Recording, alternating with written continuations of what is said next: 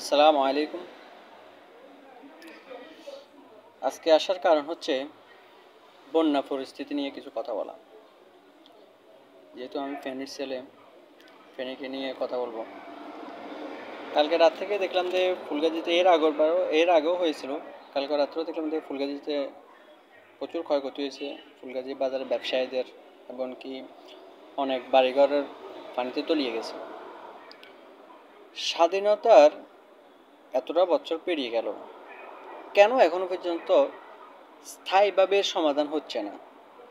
প্রত্যেকবারই বন্যা হয়, প্রত্যেকবারই মানুষের ক্ষয়ক্ষতি হয়। আপনার জনপ্রতিনিধিরা আসে, একটা আশ্বাস দিয়ে দেয় 2 মাস পরে আমরা এটার কাজ করব, ওই করব, সে করব, নেক্সট এয়ারে এরকম আর হবে না। কিন্তু চলে যায়, ওই কথা বলে পরে আবার সেই জেলাও সে কদু। মানে আসছে, একটা কথা বলে দিছে, একটা বিবৃতি দিয়েছে, তাদের কাজ শেষ। হয়তোবা বেশি থেকে বেশি কি করে, কিছু ত্রাণ দেয়। ত্রাণ দিয়ে তো বাইরে আমার ক্ষতি তো পোষাবে না।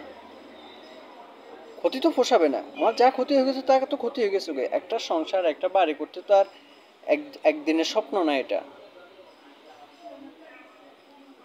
এগুলো স্থায়ীভাবে সমাধান কেন করা হচ্ছে না, কেন করতেছে না? বিএনপি বলেন, আওয়ামী লীগ বলেন, এদেশে তো অনেকজনের ক্ষমতায় ছিল, কেউ কিন্তু আপনার সমাধানটা কিন্তু করতেছে না। সবাই আপনার সরকারি কোষাগার থেকে বাজেট আনতেছে, কিছু কাজ করতেছে, তারপরে শেষ। আবার নেক্সট ইয়ারে, পরবর্তী বছরে একই অবস্থা হচ্ছে, আবার মানুষ ক্ষয়ক্ষতি হচ্ছে, ফসলের জমিতে চলে যাচ্ছে, ফসল নষ্ট হচ্ছে, মানুষের ঘরবাড়ি নষ্ট হচ্ছে। এগুলো কি রে ভাই? আসলে দোষ কিন্তু আমাদের জনগণেরও আছে। প্রতিনিধির, যারা জনপ্রতিনিধি আছে তাদেরকে আমরা প্রশ্ন করি না।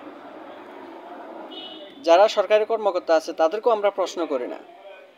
এবং মানে কোনো জায়গায় কারো জবাবদিহিতা নাই।